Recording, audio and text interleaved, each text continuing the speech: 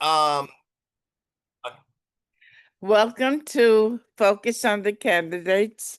I have my two friends with me. They're both former candidates, they're lawyers, and they're going to talk about the election in New York City for mayor.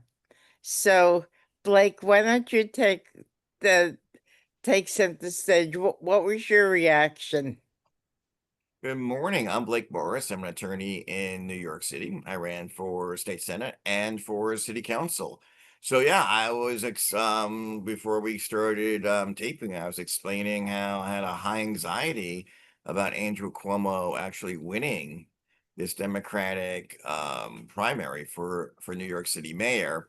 And we were fortunate that the worst case scenario did not happen, and Andrew Cuomo did not win. But I had a lot of anxiety before the election And what was the basis of your anxiety? because we had lived through an Andrew Cuomo governor administration. We had gone through all the chaos and the corruption and the lies and the thuggery. And it was bad enough that it was in state government, but the concept that the whole reality that it could be in my own backyard right here in New York City was was was was was just unthinkable, as they say in The Princess Bride. It was inconceivable that this could happen to us. So, out of all of the candidates that ran, was Mandami your favorite? No, he was not my favorite. He was my Okay. second favorite. Okay. Who was your So first? Brad Lander was my favorite, and we supported Brad Lander, who's our current city controller. He used to be former city council member for Park Slope, and then he was elected citywide to become city controller. And he was an excellent city council member. He wasn't my city council member. He was an excellent city council member, and he was an excellent city controller, and he was running for mayor. When I ran for state senate, he was the only, well, two elected officials endorsed me for state senate, and he was the it was Brad Lander and Jamani Williams. And they were the only two elected officials to endorse me when I ran for state senate. Hmm. Steve, your reactions? Well, it my my reaction or my thoughts on this race changed in the last 3, 4 weeks. Okay. Because if you had asked me a month earlier, I thought Cuomo was going to win this going away. Right. But over the last, I would say, Blake, correct me if I'm wrong, but really was like the last 3 weeks, maybe four. Um, Mandani just made a huge surge, and by the last week or two, I'm like, that guy's gonna win. So you were not surprised on election night? I wasn't surprised at election night. I would have been surprised a month earlier. Hmm. I think, part of that goes to the fact that I don't think Cuomo had a campaign. I, I saw a no ground game. I saw, he went to a couple of events and, you know, stood and waved his hands. But there was no real operation. I think they took this lightly. Um, I don't know. What about, how is it going in Brooklyn? I don't, was it any different than I saw here in Queens and Long Island where excuse me, I've been spending my time? Oh, I think, well, Brooklyn was a hotbed of Mandami support, but according to all the polls and the chattering classes, there was no way that Cuomo could lose. And then the Emerson poll, Emerson PX, WPX 11, and the Hill poll came out I think early voting had maybe even started when the poll came out. Do you remember when the poll actually came out? Either came out right before early voting started, or maybe the day after early voting Yeah, it was started. right at that time, yeah. And so they had Mandami up 4 points, and that was the first time any poll had him in the plus cat. Forget the 4 points. Any poll to had him anywhere in the plus category, and everyone across the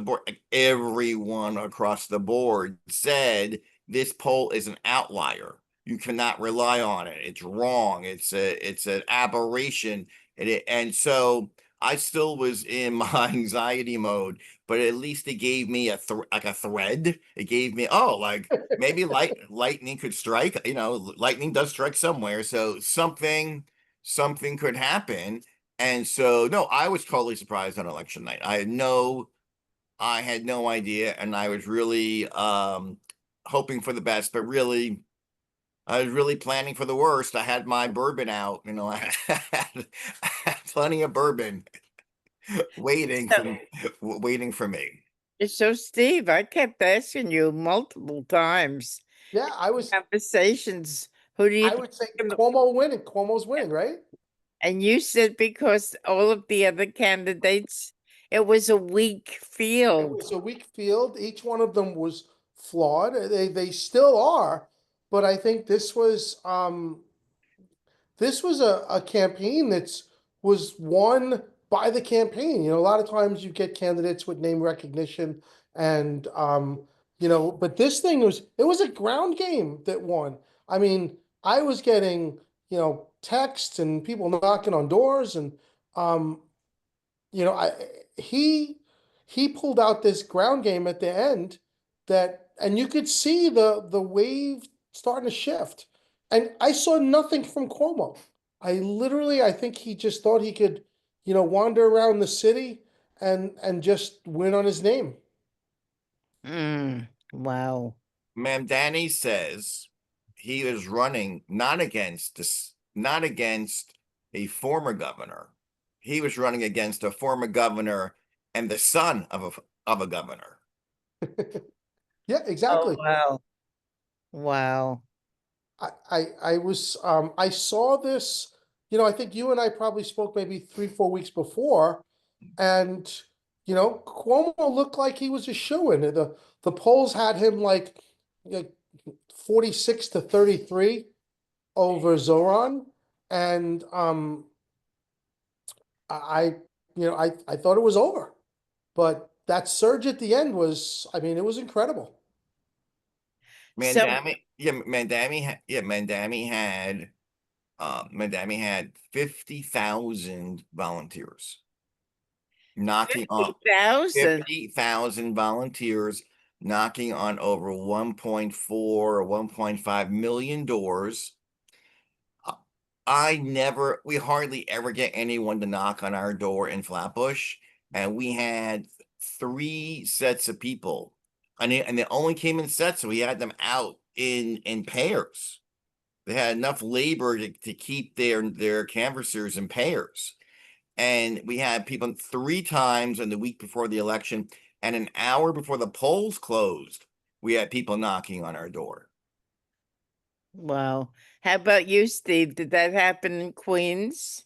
Yeah, I mean, I did I got phone calls and I got someone knock on my door. Um, I got I got nothing from the Cuomo campaign until maybe, a day or two before election day, and I got a robocall from Cuomo, but there was I saw Zoran's people in the field. I mean, you could see them; Mm-hmm. they were So around.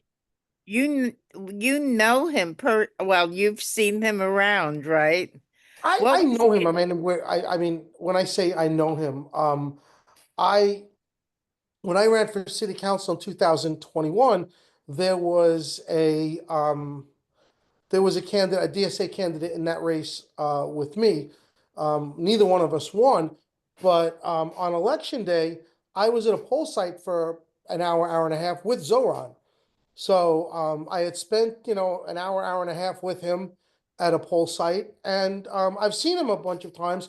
And he comes over to me. He's very friendly. He's a good guy. He's a smart guy. He's very personable. The last time I saw him was just I saw him back when I was in Albany in February, and I was on the floor of the assembly, and he came up to me with his cell phone. He's like, Steve, let's take a selfie. And he took a selfie with me. Wow. So, I Wow. mean, he's a personable guy, and he's really, really smart. I mean, there's certain things on his, economic policies that I don't agree with, but there's a lot of other things um, on his policies that I do agree with. I think that, for example, I think that we should have low cost, if not free, childcare, so people can go to work and not worry about taking care of their kids. I think that, our mass transit, our buses should be cheaper, if not free. Uh, Right. so I think the MTA needs to be broken up. I've said that year after year. Um, so there's a lot of things that, we align with. There's other things that we don't. So did you ever meet him, Blake? Yes. So I met Mandami in 2018, Wow. and I spent 2 days with him. We were supporting another candidate. We were because I was running, another candidate was running in Brooklyn, and he actually was that candidate's campaign manager. So I had spent 2 days with him. And so, yep, I mean, I don't want to say, I don't want to say he's my friend or even acquaintance, but I spent like 20 hours just him, the two of us, um, working together and canvassing and talking about his candidate's campaign. And I'm gonna echo I'm gonna sound like a parrot. So he's brilliant, he's smart, he's full of affinity, he's charismatic, um, he's very knowledgeable. And I think I don't remember about his citizenship date. So when I met him, either he had just become a citizen or he was just about to become a citizen. So it was on the cusp. It was on the cusp of his citizenship. So yeah, because he's only been a citizen since 20, excuse me, only been a citizen since 2018. Okay. Did you hear where the Trump administration wants him deported? Yes, and yes, I have, and we're gonna be stuck with this with this phone, unfortunately. So yes, I have. Yeah, because they're crazy. A lot of people don't know what to do. So yeah, yeah, we have a full action interview going on here. So yes, so we have a lot of things. I was telling you before we started filming or taping today that even the Chamber of Commerce people in Boca Raton in Florida are saying that they already have businesses moving. Steve, did you hear this? That cable infotainment was all over this morning that the Chamber of Commerce in Florida is saying that businesses are moving to Florida already just because Mandami won the election. So the You problem, know, they always talk about that nonsense, and it never happens. And it they talk about people, the wealthy are going to leave, and you know what? You know what happens? They don't leave. The wealthy actually leave as a smaller percentage as, working and middle class people leave the city. So it's scare tactics. it Mm. is, and we passed the millionaire tax, and people say, "Oh, we're going to lose our rich people. All the millionaires are going to run away." We actually have now ended up with a multiple more number of millionaires than we had before after we passed the Yes. millionaires tax. So the, there's actually there's actually three separate conversations here, and you really got to be you got to have to be careful not to conflate them. One is about the working and the lower middle class. One is about the upper middle and the wannabe wealthy, and then there's the really wealthy. The really wealthy, they're fine. They do them. They got their yacht clubs, they have their lives, and they're not going anywhere.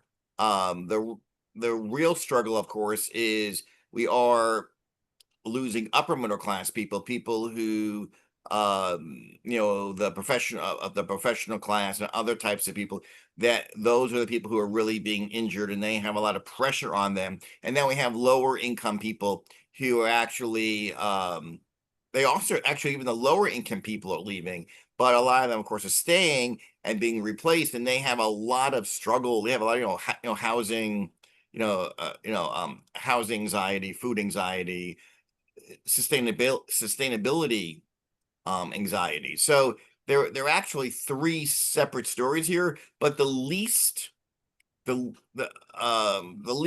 I would say, concerning issue is that the super wealthy are going to leave.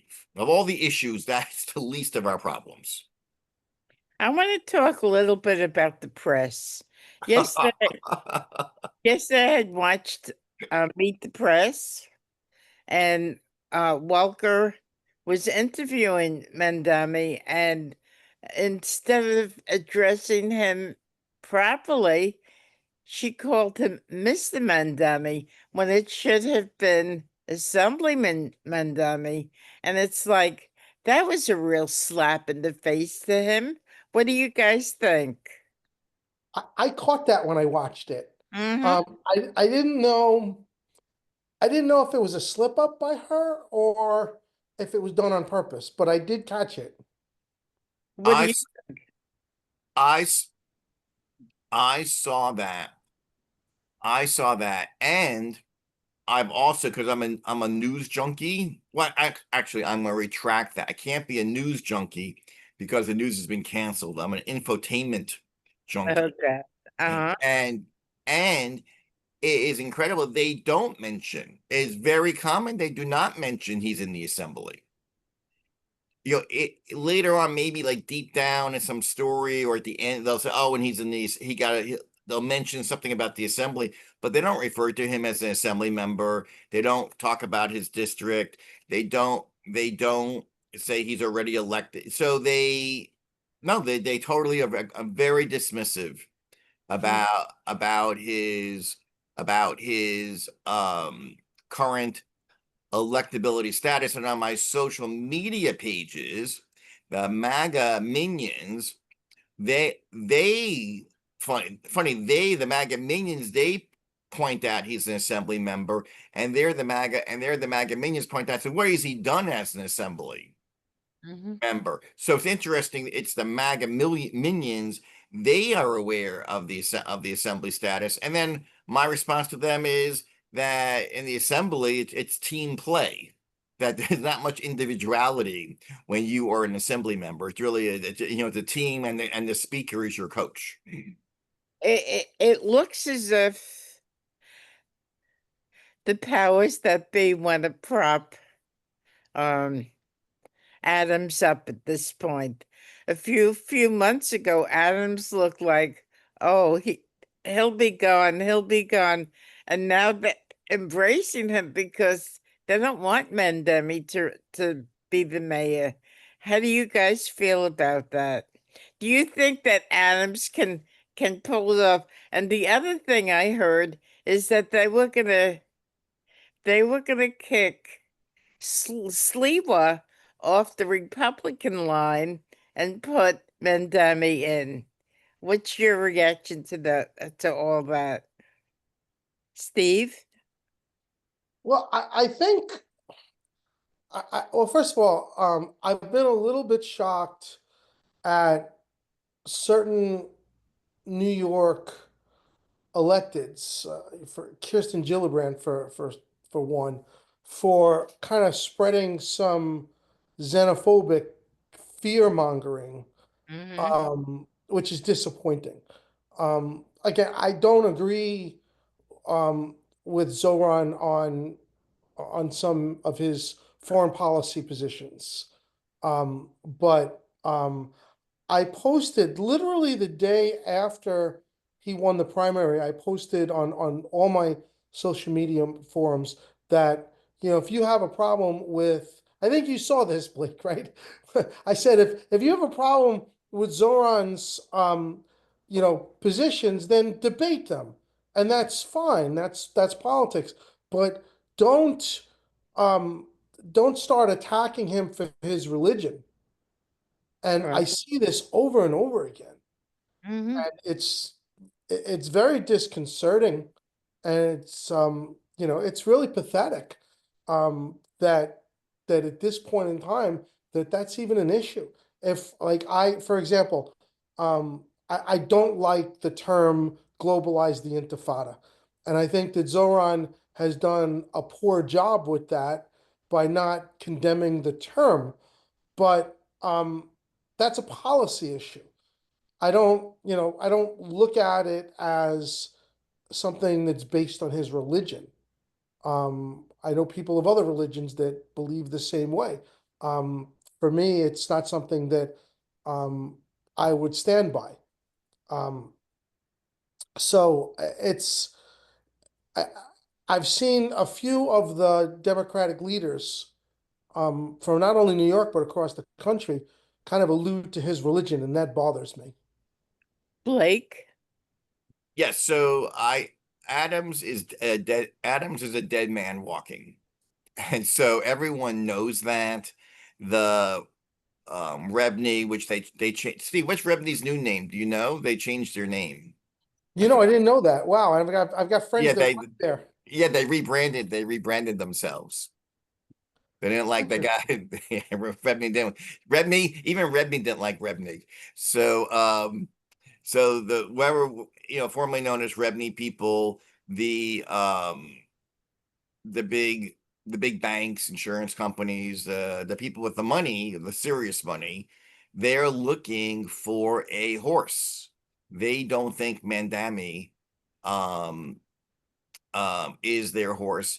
He says he's going to speak. He says he has meetings with them, so they are meeting with him. I don't know if he's going to find common ground with these people. I think there is plenty of common ground. I think that I think there's plenty of commonality and things to agree on.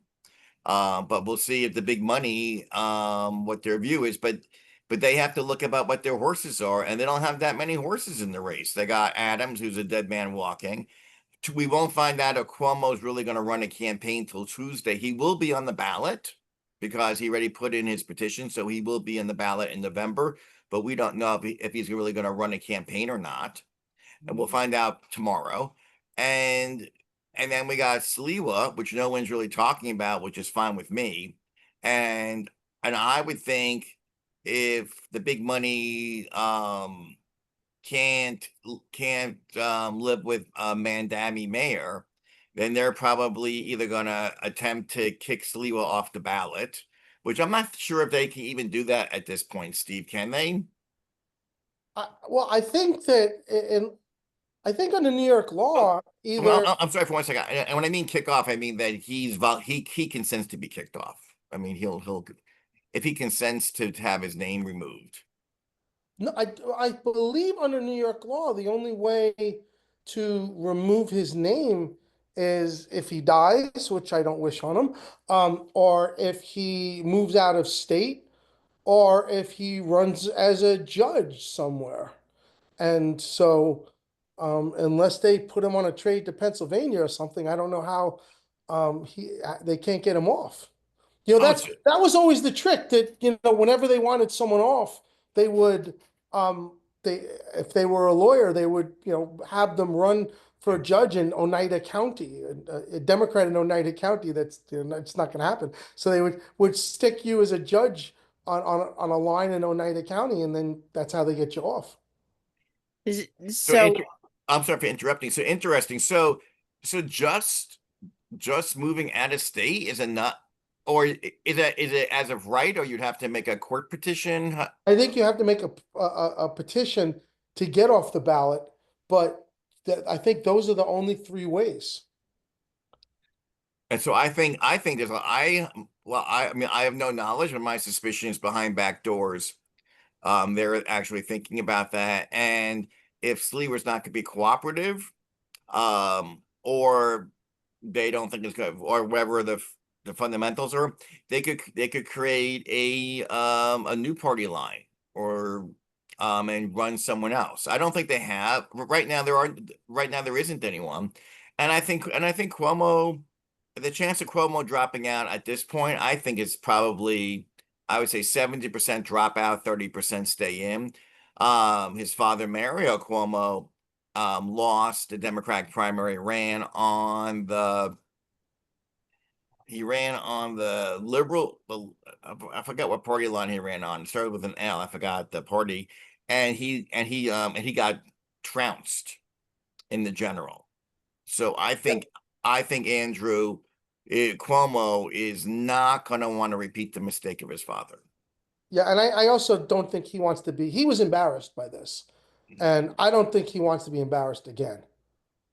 Mhm. So I don't think he's going to run. I think he, you know, say what you want about Andrew Cuomo. He's a smart guy, and he's got to see the writing on the wall that he's has no shot in this general.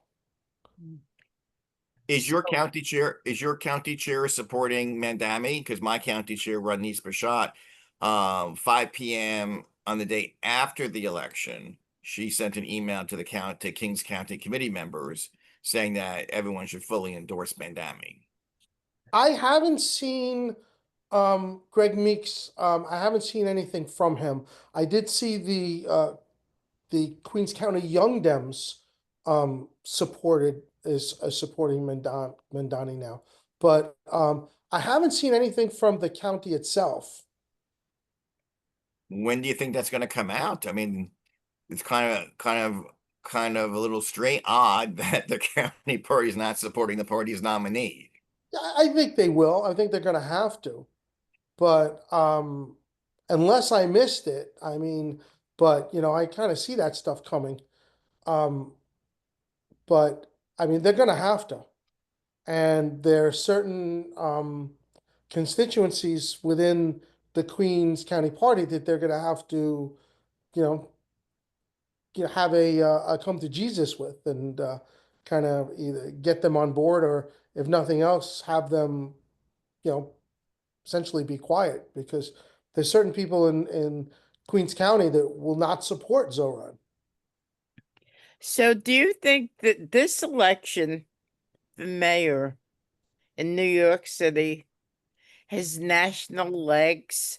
Do you think it'll be a national story, It'll Blake? definitely be a story. I mean, Okay. that will be the New York mayoral campaign will be the political story of the year of 2025. But What about, does okay. that carry over into 2026, 2028? That I I'm not sure of. What do you think, Blake? Oh, for this year, for this year, it's already happening. This is, I think, besides the budget bill in Washington and our continuing constitutional simmering crisis, right? Put those on the side. This is for actually that's for electoral politics, right? Not law, but electoral politics.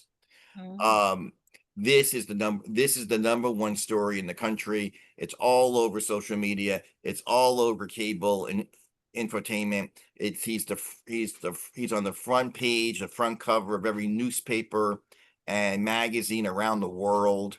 So this is really it's way bigger than him, because he did something that no one else has ever done before. And it's not just that he's a Muslim, it's just that he won a Democratic nomination without any union support, and he got outspent 5-1.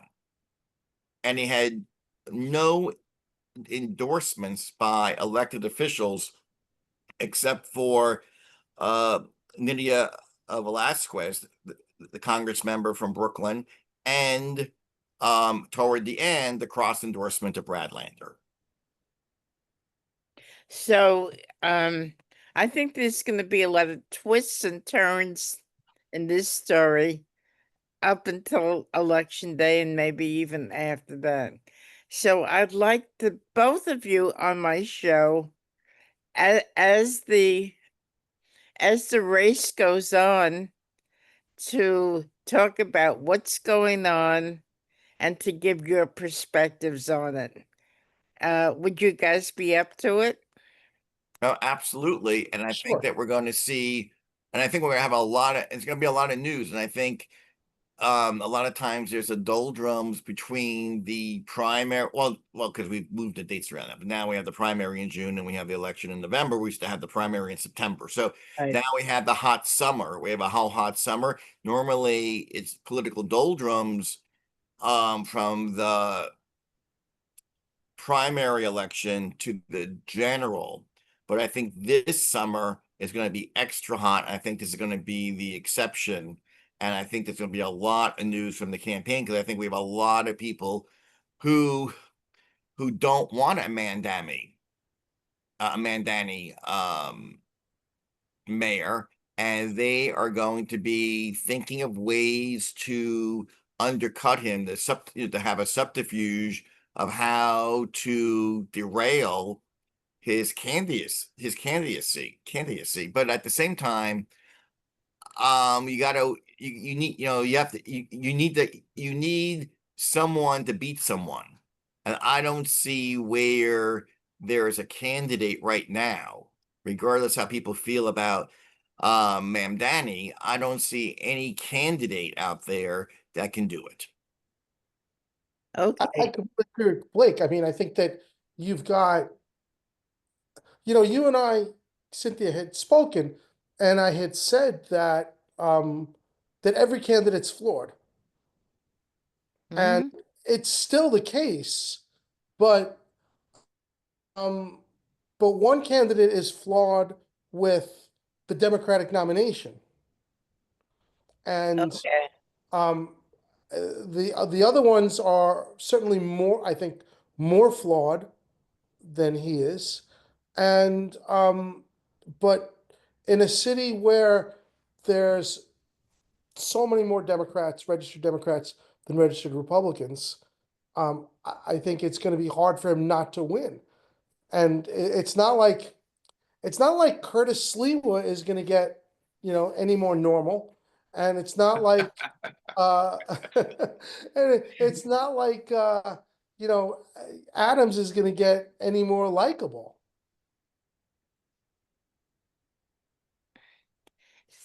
So, it's hard not to see Zoran win. Okay, so when either one of us see twists and turns and ideas for, updates on focus on the candidates, we'll talk again.